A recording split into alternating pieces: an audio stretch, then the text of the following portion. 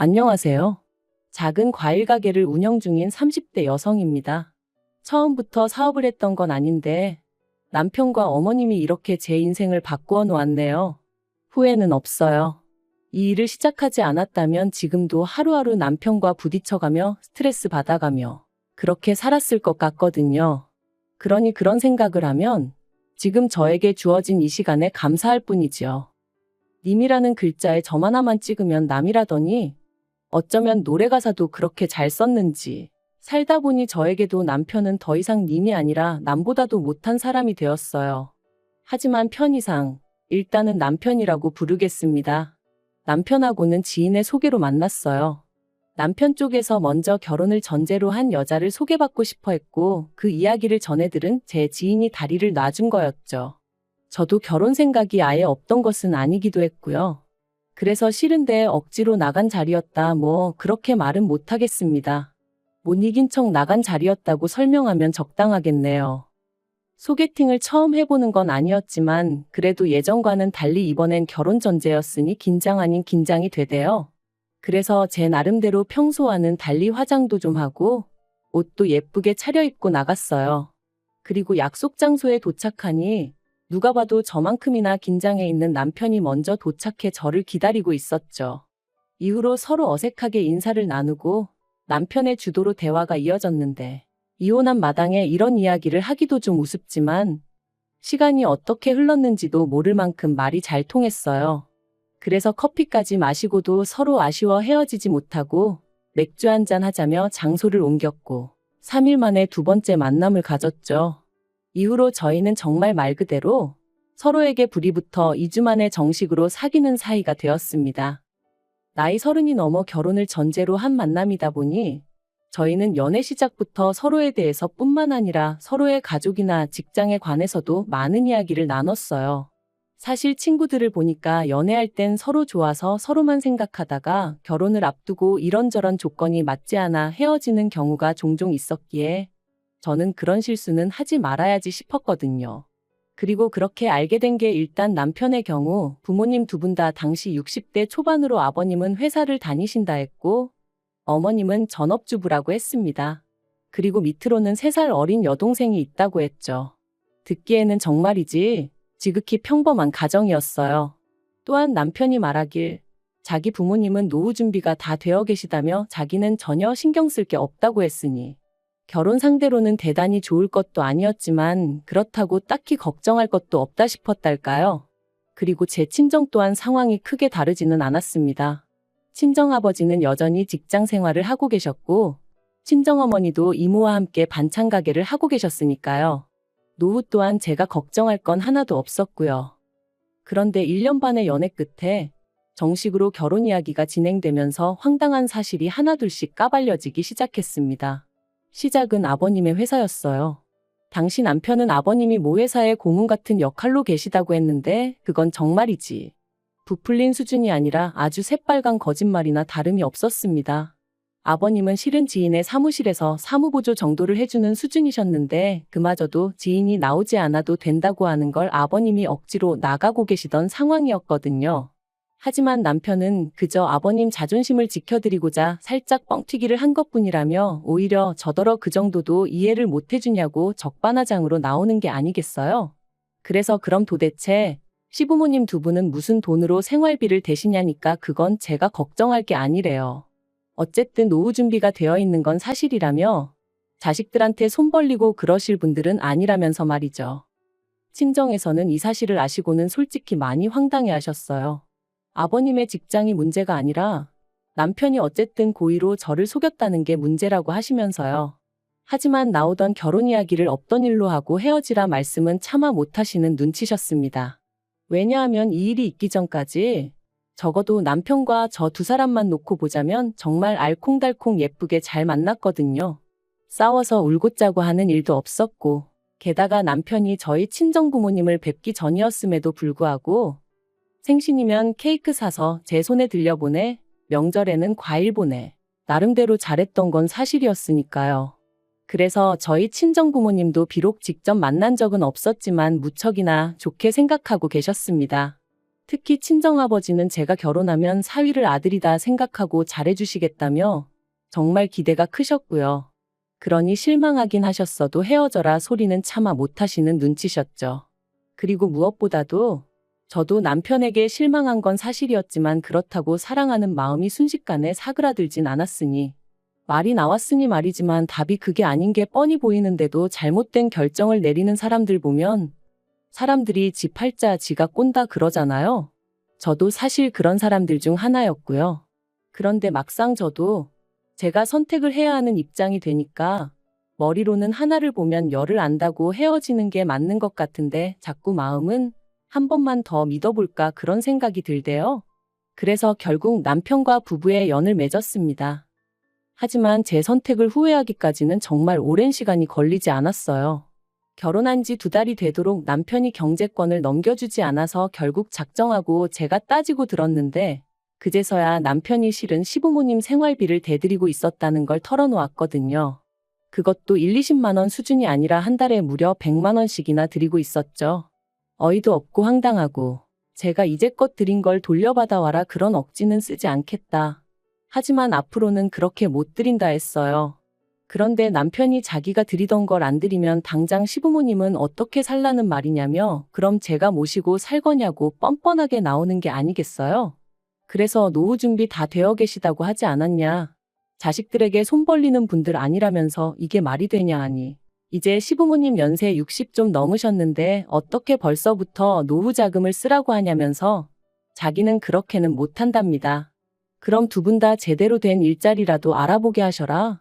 특히 어머님은 어디 편찮으신 것도 아닌데 왜 집에 계시냐 했더니 그 연세에 어디 가서 일을 하시냐며 저에게 못됐다 하는데 정말이지 노후 자금을 쓰기엔 너무 젊고 일을 하시기엔 너무 늙었다는 남편의 문혼일을 도무지 당해낼 수가 없었네요. 그래서 결국 저희는 결혼한 지 3달 만에 네 돈은 네 돈 내 돈은 내 돈 말 그대로 반반 결혼 생활을 시작하게 되었습니다. 가뜩이나 얼떨결에 신혼집도 친정에서 해주셔서 이렇게까지 결혼하는 게 맞나 긴가민가 했는데 반반 결혼 생활까지 하게 되니까 솔직히 기분이 정말 별로였어요. 하지만 여기서 끝이 아니었습니다. 이제 와서 말이지만 아무리 사랑했던 사이라도 거짓말과 돈 문제로 자꾸만 부딪히니 마음이 빠르게 식어만 가더라고요. 그런데 정작 남편은 아무 일도 없었던 것처럼 행동을 하니 저 인간이 미친 건가 아니면 내가 못된 건가 싶어 자괴감도 심해져 갔죠. 하지만 어쨌든 이미 결혼은 했고 싸운다고 상황이 나아지면 모를까 오히려 스트레스만 더 심해져 갔으니 다른 부부들도 별반 다르지 않을 거란 나름의 위로를 하며 그렇게 결혼 생활을 이어나갔습니다. 그런데 그렇게 1년쯤 지났을까? 하루는 남편이 뜬금없이 식당을 하고 싶다대요? 식당이라니 할 줄 아는 건 라면 끓이는 것밖에 없었으면서 말이죠. 제가 뜬금없이 웬 식당이냐 그거 아무나 하는 거 아니다 했습니다. 그런데 남편은 어디서 뭘 보고 그런 확신을 얻었는지 자기가 기똥찬 아이디어가 있다면서 자기만 믿어라 어쩌라 난리도 아니었어요. 하지만 장사도 돈이 있어야 하지 남편이 얼마나 돈을 모았을 것 같지는 않았거든요. 그래서 그래 당신 마음대로 알아서 해 했습니다. 말로만 저러다 말겠지 설마 뭘 어쩌겠나 싶었거든요. 그런데 제가 남편을 너무 과소평가했던 모양입니다. 식당 이야기가 나오고 정말 2주도 안 돼서 남편이 회사에 사표를 썼다며 저한테 통보를 해왔으니까요. 아무리 반반 결혼 생활을 하고 있다지만 눈앞이 깜깜해지는 기분이었어요. 남편은 저한테 피해가는 일은 없을 거다. 오히려 제가 자기 덕을 보게 될 거다 하며 큰 소리를 뻥뻥 쳐댔지만 별 믿음도 안 갔고요. 그런데 이게 웬걸요? 회사를 관둔 지 2달 만에 남편은 보란듯이 서울 시내에 있는 식당을 인수했어요. 저도 말은 안 했지만 속으로 정말 깜짝 놀랐답니다. 그래도 원래 장사하던 가게를 인수했으니 권리금이랑 보증금이랑 못해도 몇 천은 들어갔을 것 같았는데 그 돈이 다 어디서 났나 싶기도 했고요. 하지만 알아서 괜히 골머리 썩느니 모르는 게 낫겠다 싶어서 굳이 묻지 않았죠. 초반에는 남편이 나름대로 기합이 바짝 들어가서는 아침 9시에 나가 새벽 4시에 들어오는 생활을 이어갔습니다. 그리고 그런 남편을 지켜보면서 저는 하마터면 거의 감동할 뻔했어요. 하지만 역시나 반년도 되지 않아 남편은 언제 그랬냐는 듯 점점 풀어지기 시작했고 급기야는 가게 오픈 시간도 자기 멋대로 바꾸는 거예요. 그래서 제가 그렇게 장사하면 손님들이 찾아오겠냐 한마디 했더니 그럼 네가 한번 해보던가 하며 버럭 소리를 지르는 게 아니겠어요? 어이가 없었죠. 내가 지더러 장사하라 그랬나 괜히 멀쩡히 다니던 회사는 때려치고 왜 나한테 화풀인가. 사실 가게 열고 나서는 그래도 남편이 열심히 하는 게 안쓰러워서 생활비도 3번이나 안 줬는데 제가 아무 말 안 하고 그냥 넘어갔거든요. 얼마나 없으면 저러겠나. 못 주는 사람 속은 오죽하겠나 생각하면서 말이죠. 그런데 그런 저한테 미안해한다거나 고마워하는 기색은 없고 화풀이만 해대니 기도 안 차더라니까요. 그리고 급기야는 남편이 권리금이고 보증금이고 뭐고 모르겠다며 아주 배째라는 식으로 나오기 시작했습니다.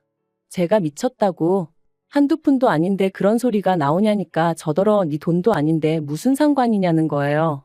그런데 더 어이가 없었던 건 남편이 그렇게 나오자 어머님이 난리셨어요. 알고 보니 남편 가게를 차려준 게 어머님이셨거든요. 어머님은 무려 8천만 원이란 당신 돈이 들어갔다며 그 돈을 저더러 갚으라셨습니다. 제가 어이가 없어서 저랑 상의를 하고 남편한테 빌려주신 것도 아닌데 그 돈을 왜 제가 갚아야 하냐고 저는 못 갚는다 했어요. 그리고는 남편더러 당신 어머니 돈인데 아깝지도 않냐. 정신 차리라 몇 번이나 어르고 달랬지만 도통 들어먹지를 않대요. 그런데 그 무렵 안 좋은 일은 몰려서 온다더니 제가 다니던 회사가 부도가 났습니다. 언젠가부터 흉흉한 사무실 분위기가 마음에 걸렸는데 결국 사장이 직원들을 모아놓고는 미안하게 됐다며 더는 방법이 있네 없네. 그리고는 대부분의 직원에게 해고를 통보했죠. 직원들 몇몇이 이렇게 나갈 수는 없지 않냐며 법적으로 한번 붙어보자고도 했지만 그게 말처럼 쉬운 일도 아니고 그래서 일단은 어떻게 상황이 진행되는지 알려달라 하며 저는 저대로 또 살 길을 찾아 나서야 했어요. 그리고 그런 와중에 남편은 하도 죽겠다며 사람을 보채대니 가게에 한번 나가봤는데 사실 그전까지는 자기 멋대로 결정하고 판 벌린 남편이 미워서 가게에 가본 적이 없었어요. 한창 남편이 열심히 하던 때는 방해가 될까 싶어 못 갔고요. 그래서 제대로 가본 건 그때가 처음이었는데 여길 왜 말아먹지 싶을 정도로 위치도 너무 좋고 한마디로 이해가 안 되는 거예요. 처음엔 당장 출근도 안 하겠다. 남편을 도와줄까 싶었어요. 하지만 정작 남편은 거의 포기한 상태로 무념무상인데 자칫하다간 저 혼자 독박 쓰게 생겼더라고요. 그래서 남편더러 정말 가게 접을 거냐 물으니 그럴 거라길래 그럼 나한테 팔라고 했습니다. 그러니까 남편이 그게 무슨 말도 안 되는 소리냐면서 팔고 자시고 할 게 어딨냐고 그냥 저더러 나와서 도와주면 되는 거 아니냐대요. 그렇게는 못한다 했습니다. 보나마나 당신은 나를 직원 부리듯 할 거고 어머님은 어머님대로 당신 돈으로 차렸다 하시며 온갖 생색을 내실 게 분명하다고. 그러니까 난 무턱대고 나와서 일 도와주고 그렇게는 못한다 했죠. 나한테 아예 전적으로 팔던지 아니면 접던지 당신 하고 싶은 대로 하라면서요. 그리고 저는 그렇게 어머님의 가게를 인수했습니다. 다만 저도 모아놓은 돈이 많던 건 아니었던지라 친정어머니에게 상의를 드리니 어머니가 당신이 인수하겠다 하셔서 저희 어머님 대 친정어머니 간의 거래로 이루어졌지요. 지금 생각해보면 저도 정말 무슨 깡으로 그랬는지 모르겠어요. 그런데 정말 가게 자리가 좋아서 조금만 신경 쓰면 잘 풀릴 것 같은 확신이 들었달까요? 그리고 나중에 듣기론 친정어머니는 어머니대로 제가 확신이 있으니 한번 밀어줘보자 싶으셨다대요. 그리고 그때부터 저는 정말 하루에 길어야 4-5시간을 자가며 가게 일에 몰두했습니다. 남편은 회사가 많은 동네니 무조건 술집을 해야 한다며 그 작은 공간에 빡빡하게 테이블을 밀어넣고 술을 팔았지만 일단 제대로 된 안주도 없지 그렇다고 술이 싼 것도 아니지. 게다가 근처에는 이미 터줏대감처럼 자리 잡고 있는 괜찮은 술집들이 너무 많았거든요. 그래서 저는 과감하게 그 공간을 과일가게로 바꾸어 버렸어요. 저도 그랬지만 직장인들 대부분이 아침 먹을 시간도 없이 출근을 하는데 그럴 때 바나나라던가 사과 하나만 있어도 살 것 같거든요. 아무튼 나머지는 제 사업 비밀이라 더 말은 못하겠습니다만 과일 가게로 바꾼 건 정말 신의 한 수였어요. 제 예상보다 훨씬 더 많은 손님들이 아침 출근길 때만이 아니라 점심때 찾아오기도 했고 또 자취하는 직장인들도 많이 찾아왔거든요. 그래서 어떤 날은 과일이 없어서 못 파는 날도 있었다니까요. 그리고 그렇게 저는 단 1년 만에 친정어머니에게 빌린 돈을 모두 갚았을 뿐만 아니라 제 차도 뽑았는데 그걸 보고 남편이 어지간히 배가 아팠던 모양입니다. 참고로 이 무렵에는 남편이 역시 공무원이 제일이라며 공무원 공부를 하고 있었고 자기가 부담해야 할 생활비도 하루 이틀 밀려주기가 일쑤였던지라 따져보면 못해도 3분의 2는 제가 부담했을 거예요. 하지만 여기까지는 그래도 어쨌든 제 남편이니 이해하고 안고 가려고 했습니다. 그런데 그런 제 마음도 모르고 하루는 어머님이 제 과일 가게에 찾아오셔서는 남편에게 다 들었다며 제 가게를 내놓으라시대요. 처음부터 자기가 제 꼼수에 넘어가 안팔 가게를 팔았다면서 말이죠. 황당하고 어이가 없어서 그게 말이 되냐 했습니다. 정당하게 값 치르고 제가 인수한 제 가게니 억지 쓰지 마시라 했고요. 하지만 어머님의 억지에 이어 남편까지 저를 달달 볶기 시작했어요. 급기야는 한다는 말이 너는 이제 나름대로 노하우도 있고 그러니 어디 가서 새로 열어도 잘할 수 있지 않냐면서 자기도 자기지만 어머님이 저 때문에 얼마나 소가리를 하시는지 아느냐고 며느리가 돼서는 그러면 안 된다나요? 그리고는 며느리도 자식인데 어머님한테 효도는 못할 망정 이건 어머님 노후를 가로챈 거나 마찬가지네 어쩌네. 또 뭐라더라 자기가 언제까지 이렇게 공부를 해야 하냐. 자기도 집안에서 존경받는 가장이고 싶다. 아무튼 말도 안 되는 소리를 끝도 없이 늘어놓는데 언제까지 들어줘야 하나 미치겠더라고요. 한편 어머님과 남편이 아무리 뭐라건 제가 들은 척도 안 하니 둘 다 방법을 바꾼 건지 한다는 소리가 제대로 된 보상을 해달라대요. 그리고 그 보상은 바로 현찰 1억이었죠. 뜬금없이 무슨 1억이냐 말도 안 된다 하니 어머님이 말씀하시길 그 가게를 저희 남편이 계속 붙잡고 있었으면 1년에 1억이 아니라 2억을 벌었을지도 모르지 않냐면서 앞으로도 매년 1억씩 달래요. 기도 안 차서 어머님 아들이 말아먹을 뻔한 거 제가 살려놓은 거 모르시냐니까. 사람이 살다 보면 슬럼프가 올 수도 있는 건데 그걸 기다려주지 못한 제 잘못이랍니다. 그리고 남편은 가만히 있었으면 제가 이혼까지는 생각하지 않았을지도 모르겠어요. 하지만 입만 살아가지고 어머님 옆에 딱 붙어서는 엄마 말이 맞다는 둥, 제가 너무한다는 둥, 너는 우리를 가족으로 생각을 안 하는 거냐, 그렇게 악착같이 니 거 내 거 따져야겠냐? 정말 해도 너무한다 싶더라고요. 그래서 제가 남편하고 이혼을 하면 했지 가게는 못 넘겨준다 아주 딱 잘라 말했습니다. 그리고 그 말 한마디를 어머님은 아주 그냥 너 잘 걸렸다 싶으셨는지 꼬투리 잡아 돈독이 올랐느니 어쩌니 하시더니 남편더러 이혼해라 이혼해 그러시는 거예요. 아마 저를 겁주려는 게 아니었나 싶은데 저도 약이 오를 대로 올라 있었는데 그런 말이 뭐가 무서웠겠어요? 그리고 역시나 제가 눈 하나 깜짝하지 않으니 어머님하고 남편이 더 당황해 하더라고요. 그리고 저는 결국 지인을 통해 이혼 전문 변호사를 소개받았고 남편에게 이혼소장을 보냈습니다. 살살 어르고 달래서 협의 이혼을 할까 그 생각을 안 한 것도 아니었지만 아무래도 금전적으로 걸고 넘어질 게 분명해서 처음부터 깔끔하게 짚고 넘어가야겠다는 생각이었거든요. 아무튼 이후로 1년간의 지리한 싸움 끝에 저희는 완벽하게 남남이 되었어요. 어머님은 그런 와중에도 끝까지 위자료로 1억을 받아야 한다며 헛소리를 하셨는데 오죽하면 나중엔 남편 쪽 변호사가 그런 어머님한테 짜증을 다 내더라니까요. 그리고 이후로 저는 과일 가게를 하나 더 오픈해 지금은 비교적 덜 바쁘고 더 여유로운 생활을 즐기고 있습니다. 친정어머니의 서포트가 없었다면 아마 지금의 이 생활은 결코 누릴 수 없었을 테지요. 그래서 지금도 열심히 노력한 제 자신보다도 시작할 수 있는 용기를 주셨던 친정어머니에게 더 감사한 마음뿐이에요. 남편 소식은 원치 않아도 말 많은 지인 덕분에 조금씩 듣게 되는데 여전히 공무원 시험 공부를 하는 중이랍니다. 저희가 살던 집이 친정어머니 명의의 집이었다 보니 남편은 시댁으로 다시 들어갔는데 공부를 집에서 하는 통에 어머님도 신우도 죽을 맛인가 보다며 아주 지인이 혀를 차더라고요. 그러면서 저더러 저런 사람인 줄도 모르고 소개시켜 미안하다길래 아니라고 저도 한때는 좋은 사람이라 생각하고 결혼까지 했던 건데 누굴 탓하겠냐 그런 소리 하지 마시라 했습니다. 지금도 남편과 연애하던 시절을 생각하면 그리운 기억도 있고 솔직히 좋은 기억이 정말 많아요.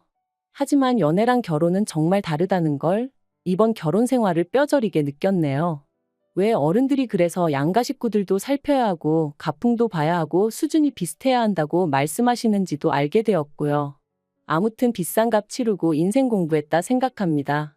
아무것도 남지 않은 건 아니라 다행이라고 해야 할까요? 과거에 연연하지 않고 누군가를 너무 미워하는데 제 인생을 낭비하고 싶은 마음도 없어요. 지금처럼 앞으로도 저와 저를 응원해주는 사람들에게 감사하며 하루하루 열심히 살겠습니다.